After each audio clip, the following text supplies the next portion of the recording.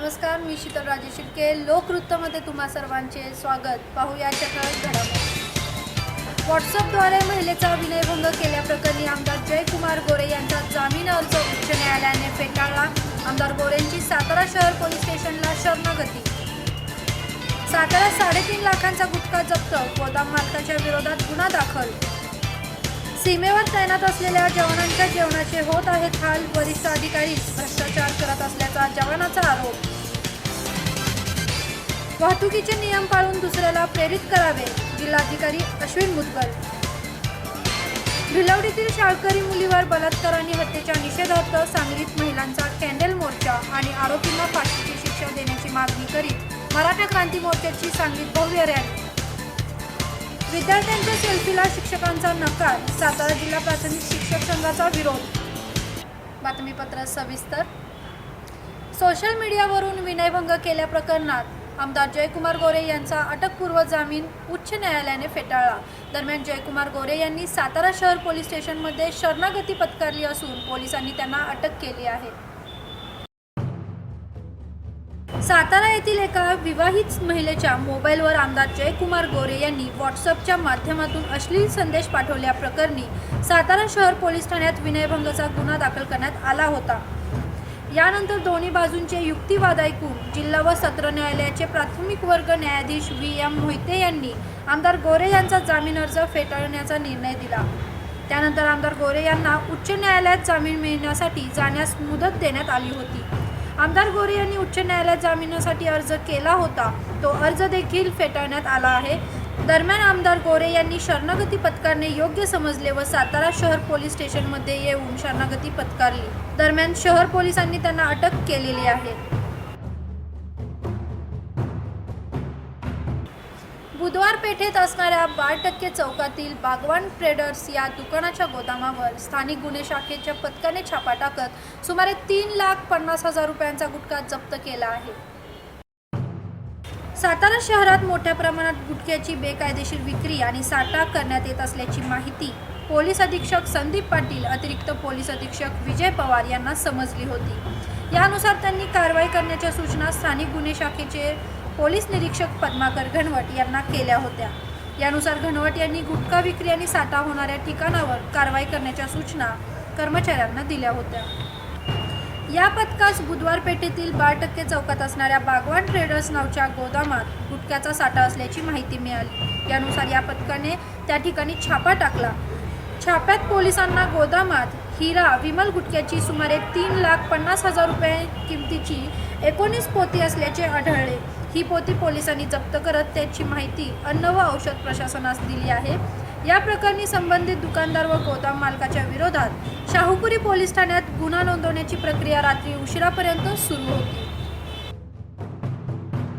ऊन, वारा, पाऊस तसेच हिमवृष्टीची पर्वा न करता आपले संरक्षण करण्यासाठी सीमेवर तैनात असलेल्या जवानांची प्रचंड हेळसांड होत असल्याचा एक धक्कादायक व्हिडिओ समोर आला आहे. सीमा सुरक्षा दलाच्या एका जवानाने वरिष्ठ अधिकारी कसे अन्याय करत आहेत व निकृष्ट दर्जाचे जेवण कशा पद्धतीने दिले जात आहे याचा व्हिडिओ समोर आल्याने संपूर्ण देशात एकच खळबळ उडाली आहे. पाहूया लष्करी अधिकाऱ्याचा अन्याय सहन करणाऱ्या एका जवानाचा हा व्हिडिओ. सभी देशवासियों को मेरा गुड मॉर्निंग, नमस्कार, जय हिंद. देशवासियों, मैं आपसे एक अनुरोध करना चाहता हूँ. मैं BSF 29 बटालियन सीमा सुरक्षा बल का जवान, जो कि हम लोग सुबह 6 बजे से शाम को इस बर्फ के अंदर 5 बजे तक कंटिन्यू 11 घंटे ड्यूटी, वो भी स्टैंडिंग खड़े होकर से होते हैं. कितना भी बर्फ हो, कितना भी बारिश हो, तूफान हो, यही हालातों में हम ड्यूटी कर रहे हैं. पीछे का दृश्य शायद आप लोग देख रहे होंगे. फोटो में शायद आपको बहुत अच्छे लग रहे होंगे, लेकिन हमारी क्या सिचुएशन है ना ये कोई मीडिया दिखाता है, ना कोई मिनिस्टर सुनता है, कोई भी सरकारें. हमारी हालात बड़ी दरबदर है. मैं आपको इसके बाद 3 वीडियो भेजूंगा, जिसके मैं चाहता हूं कि आप पूरे देश की मीडिया को, नेताओं को दिखाएं कि हमारे अधिकारी हमारे साथ कितना अत्याचार व अन्याय करते हैं. हम किसी सरकार को कोई दोष नहीं देना चाहते, क्योंकि सरकार हर चीज हर सामान हमारे को देती है, लेकिन उच्च अधिकारी सब बिक्री करके खा जाते हैं, जो कि हमारे को कुछ नहीं मिलता इन हालातों में। ऐसी हालात हैं, कई बार तो जवान भूखे पेट भी सोना पड़ता है। मैं सुबह का नाश्ता आपको दिखाऊंगा, जो कि एक पराठा मिलता है, जिसमें ना कुछ भी नहीं है, ना अचार है, ना सब्जी है, सिर्फ चाय के साथ। दोपहर का खाना मैं आपको दिखाऊंगा, कंटिन्यू दाल जो है, जिसके अंदर सिर्फ हल्दी और नमक होगा, उसके सिवाय कुछ नहीं होगा। रोटियों की हालात भी दिखाऊंगा। मैं फिर कह रहा हूँ, भारत सरकार सब कुछ देती है, भारत सरकार के सब कुछ आता है, स्टोर भरे पड़े हैं, लेकिन वह सब बाजार में चला जाता है। कहाँ जाता है, कौन बिक्री करता है, इसकी जांच होनी चाहिए। आदरणीय प्रधानमंत्री जी से भी कहना चाहता हूँ कि कृपा करके इसकी जांच करो। दोस्तों, ये वीडियो डालने के बाद शायद मैं रहूं या ना रहूं, क्योंकि अधिकारियों के बहुत बड़े हाल हैं। वो मेरे साथ कुछ भी कर सकते हैं, कोई भी कुछ भी हो सकता है, आप सोच सकते हो। इसलिए इस वीडियो को ज़्यादा से ज़्यादा फैलाएं, पूरा शेयर करें, ताकि हर मीडिया आके यहाँ जांच करे, देखे कि किन हालातों में। मैं बाकी वीडियो आपके पास पेश करूँगा, इसकी पूरी डिटेल आपको दिखाऊँगा। जय हिंद। मैं अभी सुबह का आपको नाश्ता दिखाता हूँ। ये जड़े हुए पराठे सिर्फ और चाय का गिलास, और कुछ नहीं, ना अचार, ना जाम, ना बटर, कुछ नहीं। ये है 29 वाहिनी 29 BSF का जवानों का नाश्ता। अब आप बताइए, क्या ऐसा खाना खा के जवान ड्यूटी कर सकते हैं? इसलिए इस वीडियो को ज़्यादा से ज़्यादा शेयर करें और सरकार तक पहुँचाएं। नमस्कार, अभी मैं आपको दिखाता हूँ BSF की, ये देखो दाल, सिर्फ हल्दी नमक और कुछ नहीं इसके सिवाय। 10 घंटा ड्यूटी जवान करने के बाद ये दाल, ना इसमें प्याज है, ना लहसुन है, अदरक। कंटिन्यू 10 दिन से यही दाल और ये रोटी है। अब आप ही बताइए, यह खाना खा के क्या एक BSF का जवान 10 घंटे ड्यूटी कर सकता है? सभी अधिकारी सब सामान बाजार में बिक्री कर देते हैं, ये खाना। इसलिए ये वीडियो ज़्यादा से ज़्यादा शेयर करें और भारत सरकार तक पहुँचाने की कृपा करें। मैं अपना खुद का वीडियो भी आपको दिखाता हूँ, जो मैं अपलोड कर रहा हूँ। अच्छी तरह से आप देख सकते हैं। मैं तेज बहादुर 29 BSF से ये बयान दे रहा हूँ कि आज के ज़माने में जवानों की क्या हालात है, कैसा खाना मिल रहा है, आप देखें।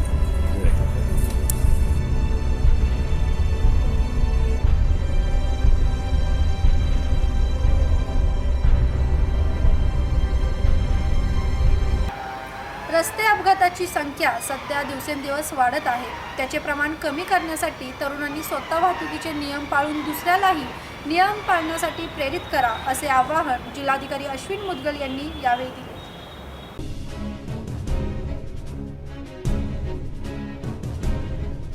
उपप्रादेशिक परिवहन कार्यालय व जिल्हा पोलीस विभागातर्फे रस्ता सुरक्षा अभियान राबवण्यात येत आहे. या अभियानाचे उद्घाटन जिल्हाधिकारी अश्विन मुदगल यांच्या हस्ते झाले. यावेळी पोलीस अधीक्षक संदीप पाटील, उपसंरक्षक अनिल अंजनकर, उपप्रादेशिक परिवहन अधिकारी संजय धायगुडे, वाहतूक नियंत्रण शाखेचे सहाय्यक पोलीस निरीक्षक सुरेश घाडगे, सहाय्यक प्रादेशिक परिवहन अधिकारी योगेश बाग, जिल्हा आपत्ती व्यवस्थापन अधिकारी देवीदास तामणे उपस्थित होते. यावेळी संदीप पाटील म्हणाले, मोठ्या प्रमाणात लोक दरवर्षी अपघातात मृत्युमुखी पडत आहेत. तरुणांमध्ये मोठा जोश आहे. हा जोश समाज उपयोगी कामांमध्ये लावून प्रगती साधावी. तसेच रस्ते अपघाताची संख्या दिवसेंदिवस वाढत आहे.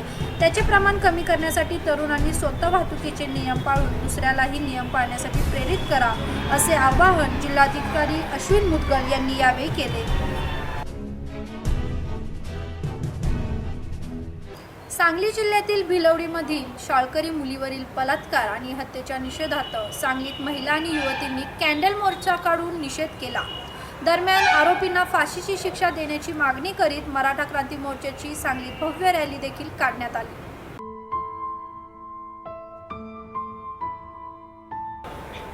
भिलवडीमध्ये काही दिवसापूर्वी एका शाळकरी मुलीवर बलात्कार करून तिची हत्या केली. माणुसकीला काळिमा फासणारी घटना घडली असून घटनेचा राज्यभर निषेध होत आहे.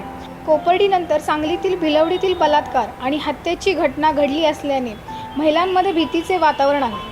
त्यामुळे भिलवडीतील त्या शाळकरी पीडितेला श्रद्धांजली वाहण्यासाठी सांगलीतील महिलांनी मेणबत्त्या प्रज्वलित करून या घटनेचा निषेध केला आहे.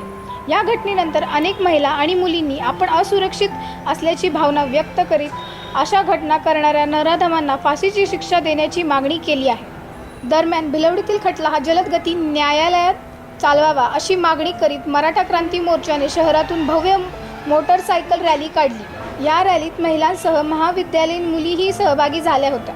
दरम्यान सांगली बंदामुळे सांगली शहरातील व्यवहार बंदीला संमिश्र असा प्रतिसाद मिळाला, तर हा बंद बेकायदा असल्याने यात सहभागी होऊ नये असे आवाहन पोलिसांनी करीत कुठेही अनुचित प्रकार घडू नये यासाठी जिल्ह्यात कडेकोट बंदोबस्त तैनात केला आहे।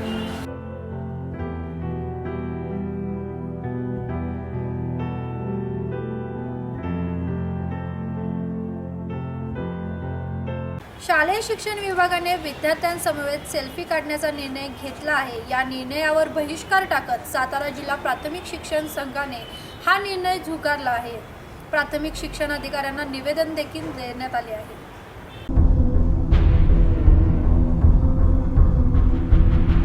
एक परिपत्रक काढून विद्यार्थ्यांची गळती व गैरहजेरी कमी करण्याचे कारण दाखवून दर सोमवारी वर्ग शिक्षकाने 10 विद्यार्थ्यांचे गट तयार करून त्यांच्यासोबत सेल्फी घ्यावा व तो सरळमध्ये अपलोड करावा असा आदेश काढला आहे। त्यासोबत विद्यार्थ्यांचे आधार क्रमांकही अपलोड करावेत असे आदेश आहेत। विद्यार्थी गळती, गैरहजेरी व सेल्फीचा संबंध येत नाही, मात्र या प्रक्रियेमुळे शिक्षक विद्यार्थ्यांचा विनाकारण वेळ जात आहे।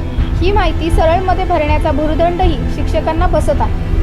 राष्ट्रमाता जिजाऊ जयंती आणि सातारा शहराचा स्थापना दिवस याचे औचित्य साधून बुधवार दिनांक 11 रोजी सायंकाळी 5 वाजता शाहूकाला मंदिर येथे पराक्रमी मराठे या विषयावर दुर्गमहर्षी प्रमोद मांडे यांचे व्याख्यान आयोजित करण्यात आले आहे।